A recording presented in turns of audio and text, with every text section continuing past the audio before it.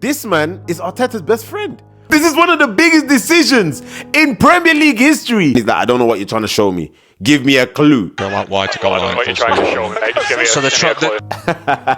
Give me a clue. It's one of the biggest decisions in Premier League history. The referee's asking the VAR, give me a clue. You need a clue. Do you know how many cameras there are?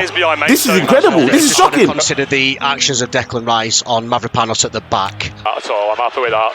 Yeah. That's nothing. Trossard on Pablo. That's nothing. Mind you, it's the same referee when Odegaard clearly handballed the ball. Yes, we're going back into Premier League antiquity.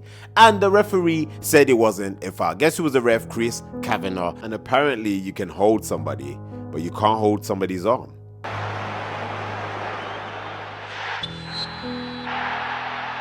The on-field decision is a foul. It is a clear foul. End of.